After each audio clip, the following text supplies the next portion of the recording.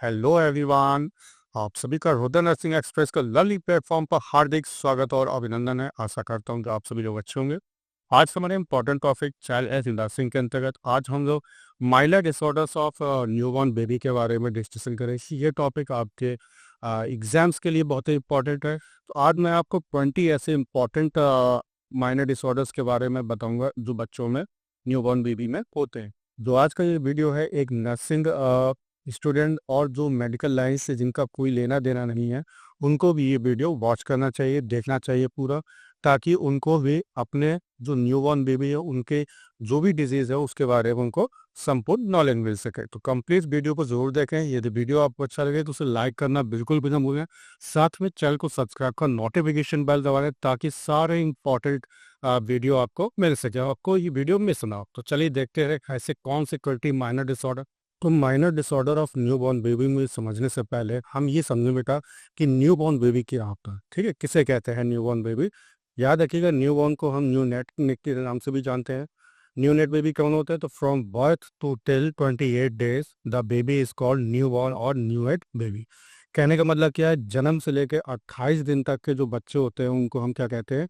Newborn baby या new net कहा जाता है उनको। क्लियर बच्चा? चलिए, तो अब हम देखेंगे माइनर डिसऑर्डर्स कौन कौन से होते हैं न्यूबॉर्न में। तो सबसे पहले हम बात करेंगे एक्सेसिव क्राइम की, यानी कि बहुत अत्यधिक चिल्लाना या रोना। ठीक है, तो उसका कॉज क्या हो सकता है, क्या क्या कारण हो सकते हैं? तो सबसे पहला है हंगर, अगर बच्चा भूखा है या डिस्कम्फर्ट है। ठीक है, मतलब बच्चा जो हमारा उसको दिक्कत हो रही है किसी प्रकार की। ठीक है, या full bladder before passing urine, urine को पास करने से पहले अगर हमारा ब्लैडर जो है वो कैसा है, फुल्ली फुल है एकदम ब्लैडर। ठीक है, तो उस कंडीशन में भी बेबी क्राई कर सकता है, या बेबी को किसी प्रकार कोई कॉन्स्टिपेशन हो। ठीक है, तो ऐसी कंडीशन में भी बच्चा रो सकता है। अगला है हमारा इंसेक्ट बाइट्स। इंसेक्ट बाइट से मतलब क्या है, कोई मान लो कोई कीड़ा है उसने काट लिया हो, तो ऐसे केस में भी बच्चा जो है क्राइंग करेगा। क्लियर है? चलिए, बात करते हैं इसका मैनेजमेंट कैसे हम करेंगे। तो याद रखिएगा, फ्रिक्वेंटली ब्रेस्ट फीडिंग, यानी कि जो हमारी माँ है बच्चे को रेगुलर जो है बार बार उसको जो है ब्रेस्ट फीडिंग करना चाहिए माँ को। ठीक है, चलिए, अगला क्या है, चेक फॉर यूरिन। बच्चे की जो यूरिन है उसको हमें चेक करना है, एनालाइज करना है उसका। नेक्स्ट है हमारा cover the baby from insect. क्या क्या मतलब है यहाँ पे कि इंसेक्ट किसी प्रकार का कोई काटे ना। ठीक है, उसको हानि ना पहुंचाए, उसको हार्म ना पहुंचाए, तो उसके लिए हम क्या करेंगे, बेबी को कवर करके रखेंगे। क्लियर है? चलिए, अगला हमारा है एक्सेसिव स्लीपीनेस। तो स्लीपीनेस से मतलब क्या, बच्चा अत्यधिक सो रहा है, तो ये भी एक जो है माइनर डिसऑर्डर में आ जाता है। ठीक है, इसका कारण क्या हो सकता है? Due to sedation given at the time of labour. Labour के समय जब माँ को सेडेशन दिया जाता है तो ऐसे केस में जो है बच्चा जो बर्थ करेगा, जो जन्म लेगा, वो क्या होगा, ज़्यादा सोएगा। ठीक है, दूसरा क्या है, some baby sleeps after a few sec. और कुछ देखा गया है कि कुछ ऐसे बच्चे भी होते हैं कि थोड़ा सा जो ब्रीच फीडिंग करते हैं बच्चे, ठीक है, तो थोड़ी देर में वो क्या है, एकदम सो जाते हैं। क्लियर है? चलिए, बात करते हैं इसका मैनेजमेंट की, किस प्रकार जो इसका हम ट्रीटमेंट कर सकते हैं। The baby should kept arouse during feed by tickling on the soles and behind the ears. अब कहना क्या मतलब है यहाँ पे कि मान लीजिए बेबी ने जो है ब्रेस्ट फीडिंग किया है और उसको हमें जगाना है। ठीक है, यानी कि जगा के रखना है। तो आप क्या करोगे, याद रखेंगे, बच्चे के जो सोल्स होते हैं वहाँ क्या करेंगे, हम उसको इस तरह जो है क्या करेंगे, टिकल करेंगे। ठीक है, या जो कार है उसके पीछे जो है हम ऐसे करेंगे, ठीक टैपिंग करेंगे, तो ऐसे क्या होता है कि बच्चा जो है जागा रहता है, सोएगा भी। क्लियर है? चल चलिए, अगला हमारा है कैपेट सक्सीडेनियम। ठीक है, इसका मतलब क्या होता है, जब बच्चे का जो हेड है, ठीक, वो काफी क्या इनलार्ज हो जाए due to the accumulation of fluid. ठीक है, तो फ्लूइड के कारण जो है बच्चे का हेड क्या हो जाता है, काफी इनलार्ज हो जाता है। तो वो कंडीशन बेटा क्या कहलाती है, कैपेट सक्सीडेनियम कहलाती है। क्लियर है? चलिए, बात करते हैं कॉजेस की। तो क्या है इसका मेन कारण, boggy oedematous of the fetal स्कैप। ठीक है, एडिमेटस का मतलब क्या होता है, swelling caused by fluid in tissue. जो बेबी के हेड के जो टिश्यूज है, अगर उसमें फ्लूइड की मात्रा इकट्ठा हो जाए, ठीक है, तो उस कंडीशन को हम क्या कहते हैं, बॉगी एडिमेटस कहते हैं। तो ये रख। चलिए, मैनेजमेंट कैसे करेंगे, कैसे जो है इसका हम प्रबंधन करेंगे। तो याद रखिएगा, डिसअपियर विदाउट ट्रीटमेंट। ठीक है, अच्छा, ये जो कंडीशन होती है कैपेट सक्सीडेनियम की, ये कुछ समय बाद जो है रिस्टोर हो जाती है, यानी कि सही हो जाती है। इसमें आपको किसी प्रकार की कोई दवा ववा लेने की जरूरत नहीं पड़ेगी, यानी कि कोई भी ट्रीटमेंट की आवश्यकता नहीं पड़ेगी। क्लियर है? चलिए, नेक्स्ट है हमारा ऑम्फेलाइटिस या इसी को हम कहते हैं बेली बटन इन्फेक्शन। ठीक है, तो डेफिनेशन क्या होगी बेटा इसका, infection of the umbilical stump. तो अम्बिलिकल स्टम्प से मतलब क्या है कि आपने देखा होगा कि जब बेबी के जन्म के बाद अम्बिलिकल का कुछ हिस्सा बेबी में रह जाता है, उसके नेवल में आप देख सकते हो, तो वो कंडीशन क्या कहलाती है, अम्बिलिकल स्टम्प कहलाता है। तो अम्बिलिकल स्टम्प में किसी प्रकार के इन्फेक्शन को हम क्या कहते हैं बेटा, ऑम्फेलाइटिस कहते हैं, या इसी को बेली बटन इन्फेक्शन कहते हैं। ठीक, चलिए बात करते हैं सिम्टम्स के, क्या क्या जो है इसमें आपको सिम्टम्स देखने को मिलेंगे। तो सबसे पहला है रेडनेस, यानी कि आपको जो है उस एरिया में आपको लालिमा देखने को मिलेगी। हो सकता है वहाँ पे पस का फॉर्मेशन भी हो, साथ में जो काफ़ी ज़्यादा स्मेलिंग आती है वहाँ पे, तो याद रखिएगा ये इसके सिम्टम्स होते हैं। तो ट्रीटमेंट क्या है, याद रखिएगा, keep the umbilical area clean and dry. जो अम्बिलिकल एरिया है उसको हमें क्या करना है, क्लीन करना है, उसको ड्राई करके रखना है, और साथ में एंटीसेप्टिक सॉल्यूशन का यूज़ करना है। तो जैसे कि इसमें जो एंटीसेप्टिक सॉल्यूशन है, हम बात करेंगे सिल्वर नाइट्रेट के। क्लियर बच्चा? चलिए, अगला हमारा माइनर डिसऑर्डर है पिंक आई, जिसको हम कंजक्टिवाइटिस के नाम से भी जानते हैं। तो डेफिनेशन क्या है, yellow discharge along with red irritation. तो इसमें क्या होगा, बेबी के आंखों में लालिमा भी होगी, साथ में जो है येलो डिस्चार्ज भी होगा, जैसे कि आप फिगर में भी देख रहे हैं, पीला पीला जो है डिस्चार्ज बेबी के आंखों में प्रेजेंट होगा। क्लियर है? तो वहीं अगर हम बात करते हैं इसके ट्रीटमेंट की, कैसे इसका ट्रीटमेंट किया जाएगा, तो याद रखिएगा कोल्ड कंप्रेशन के द्वारा, ठीक है, या एंटीबायोटिक आई जो ड्रॉप होते हैं हमारे अपॉइंटमेंट होते हैं, इनके द्वारा हम उसको ट्रीटमेंट करते हैं। ठीक, चलिए अगला क्या हमारा माइनर डिसऑर्डर है, बेबी एक्ने। ठीक है, तो बेबी एक्ने से मतलब क्या, डेफिनेशन क्या है, small red pimples on babies face, यानी जो बेबी का चेहरा होता है वहां पर आपको काफी ज्यादा रेड स्मॉल पिंपल्स नजर आए देखने को वहां पे आपको मिलेगा। क्लियर है? चलिए अब बात करते हैं कॉज का, क्या इसका मुख्य कारण है। तो याद रखिएगा मैटरनल हार्मोन इफेक्ट, यानी कि माँ के हार्मोन में जो चेंजमेंट आते हैं उसके कारण जो है बेबी एक्ने देखने को मिलता है। क्लियर है? ट्रीटमेंट क्या है, wash baby face with mild soap once a day, यानी कि दिन में एक बार जो है माइल्ड सोप द्वारा बेबी के फेस को क्लीन करेंगे। ठीक, और याद रखिएगा ऐसी कंडीशन में आपको किसी भी प्रकार के ऑयल या क्रीम का यूज नहीं करना। राइट, चलिए नेक्स्ट हमारा failure to pass urine and meconium. ठीक है, अगर बेबी को दिक्कत हो रही है यूरिन पास करने में या मिकोनियम जैसे कि हम लोग जानते हैं मिकोनियम क्या होता है, first stool of baby. Clear है? चलिए, तो डेफिनेशन क्या होगा, बेबी नॉट पासिंग यूरिन और meconium with in 24 hours of birth, यानी कि बच्चे के 24 घंटे, बच्चे का जन्म हो गया और 24 घंटे के अंदर अगर वो मिकोनियम या यूरिन पास कर देता तो अच्छी बात है, अगर नहीं कर पा रहा है तो उसको हम क्या मानते हैं, फेलियर मानते हैं। ठीक है, तो ट्रीटमेंट क्या है, तो याद रखिएगा ऐसे केस में जो है तुरंत जो है हम लोग डॉक्टर को इन्फॉर्म करेंगे, जो हमारे फिजिशियन है उनको हम बताएंगे। क्लियर है? चल बात करते हैं फीवर की। ठीक है, तो अगला हमारा माइनर डिसऑर्डर है फीवर। कॉजेस क्या हो सकते हैं, ओवर क्लॉथिंग। ओवर क्लॉथिंग से मतलब क्या है बेटा, आउटर गारमेंट। ठीक है, यानी कि जो भी बाहरी आप कपड़े पहनाते हो बेबी को, ज़्यादा से ज़्यादा कपड़े पहना रहे हो, तो उस केस में भी जो है फीवर का प्रॉब्लम हो सकती है, या किसी प्रकार का कोई इन्फेक्शन है या डिहाइड्रेशन है, तो ऐसे केस में भी फीवर आपको देखने को मिलेगा। क्लियर है? मैनेजमेंट कैसे करते हैं, देखते हैं कैसे इसका हम प्रबंधन करेंगे। तो चेक टेम्परेचर, बेबी का जो टेम्परेचर है बॉडी टेम्परेचर, उसको हमें चेक करना है।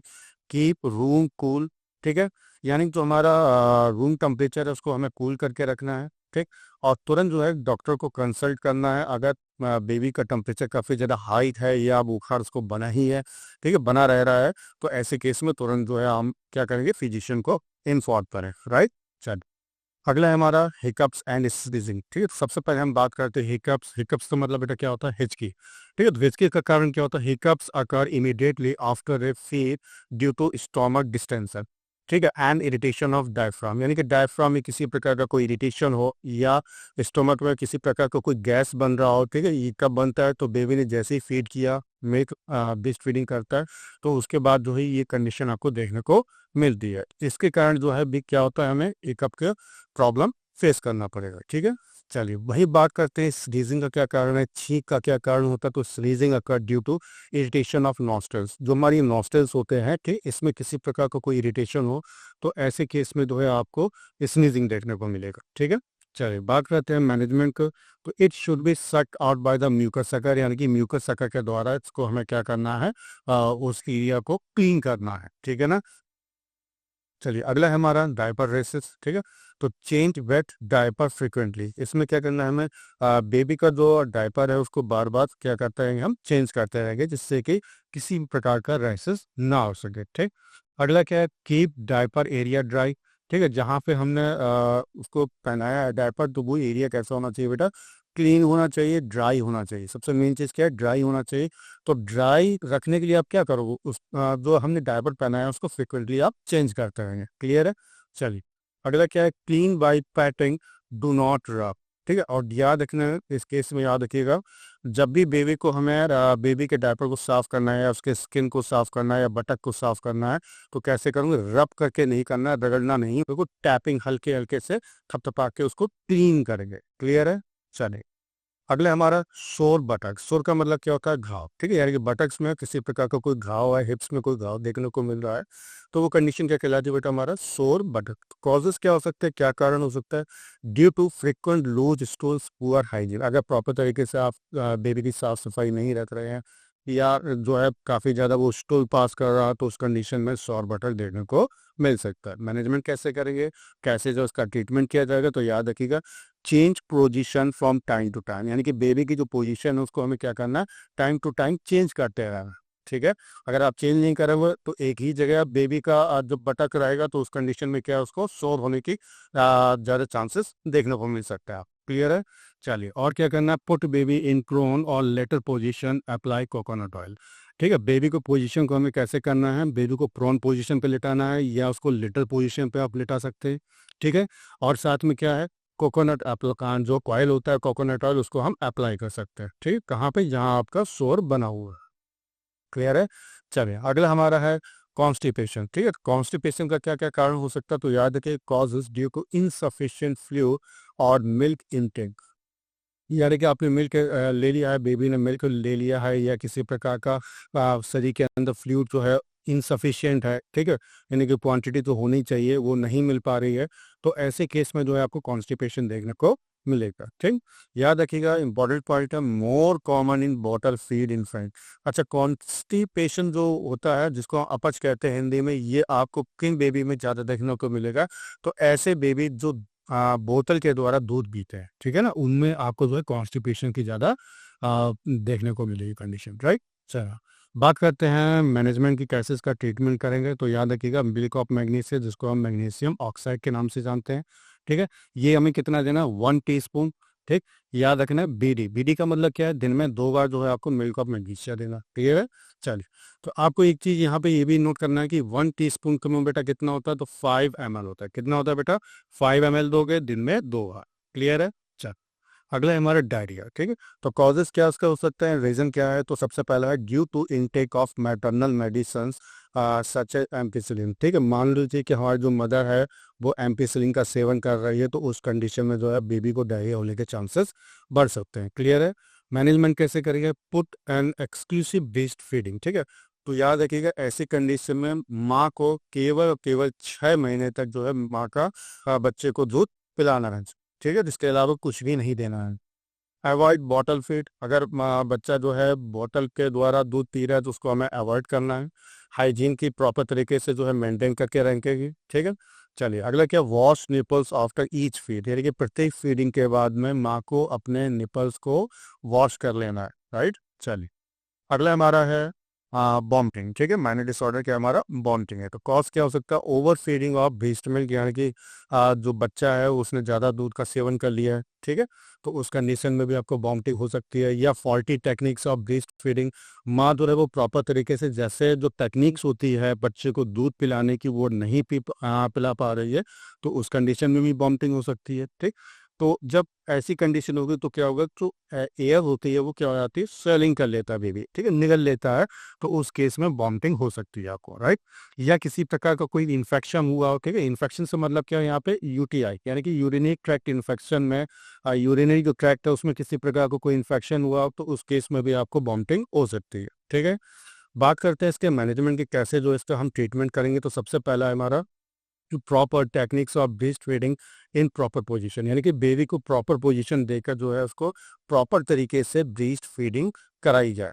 ठीक है, अवॉइड बॉटल फीडिंग, यहाँ पे भी जो है आपको बॉटल के द्वारा दूध नहीं पिलाना है। क्लियर है। चल, अगला है हमारा इन गॉड्स बीस्ट, ठीक है, जिसी को हम याद रखना न्यूनेटल मैस्टाइटिस के नाम से भी जानते हैं, ठीक है। रीजन क्या हो सकता है इसका, due to maternal hormones breast become swelling, या फिर मैटरनल हार्मोन्स जो है इसके लिए जिम्मेदार होते हैं, ठीक है, जिससे क्या होता है कि बेबी के जो ब्रीस्ट है वो कैसे हो जाते हैं, इनलार्ज हो जाते हैं।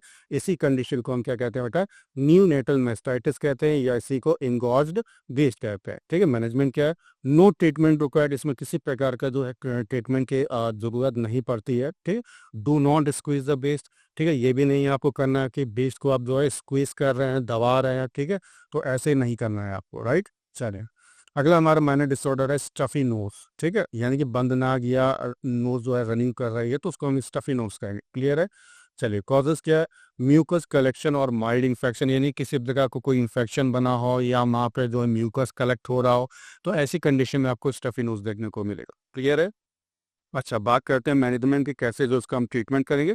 तो सबसे पहला यूज सैलाइन ड्रॉप्स, ठीक है, तो सैलाइन होता है, ठीक है, यानी कि NaCl जो है उसको ड्रॉप्स को हम बेबी के जो नॉस्ट्रल्स है उसमें डालेंगे, या साथ में हम नेसल स्प्रे का भी यूज कर सकते हैं, क्लियर है। चल, अगले हमारे स्टिकी आइज, स्टिकी आइज का मतलब क्या, आंखों का चिपचिपा रहा, ठीक है, जैसे कि आप फिगर में भी देख सकते हैं बेबी की आंखें जो है चिपचिपा रही है, ठीक है। तो उसका रीज़न क्या है, ड्यू टू केमिकल इरिटेंट, कोई केमिकल है उसकी वजह से जो है बेबी अपनी आंखों को चिपचिपाए रखा है, ठीक है ना। तो इसके लिए केमिकल भी जिम्मेदार हो सकता है, या किसी प्रकार का कोई बैक्टीरियल इन्फेक्शन हो गया। अब याद रखना यहाँ पे जो बैक्टीरियल इन्फेक्शन है जनरली यहाँ पे बेटा क्या होता है, स्टेफाइलोकोकस होगा, कौन सा होगा, स्टेफाइलोकोकस जो है बैक्टीरिया के लिए जिम्मेदार होता है, क्लियर है। चलिए, बात करते हैं मैनेजमेंट की, कैसे जो इसका ट्रीटमेंट करते हैं। तो एरिथ्रोमाइसिन जो है 0.5% आप देंगे, ठीक। इसके अलावा जो है ऑइंटमेंट आप यूज़ कर सकते हैं प्रत्येक 6 घंटे में, यानी कि आपने एक बार यूज़ किया, इसके बाद 6 घंटे बाद फिर आप ऑइंटमेंट यूज़ करेंगे। ऐसी 6 घंटे के अंतराल में आप ऑइंटमेंट यूज़ करेंगे, और आपको कितने दिनों तक ये करना है, तो याद रखिएगा 7 to 10 डेज तक, क्लियर है। चलिए, अगला क्या हमारा स्किन रैसेस, ठीक है, स्किन रैसेस ये भी हमारा अगला माइनर डिसऑर्डर है, ठीक। डेफिनेशन क्या है, इसमें small patches usually to napkin areas में involve groin, axilla, face, legs and back.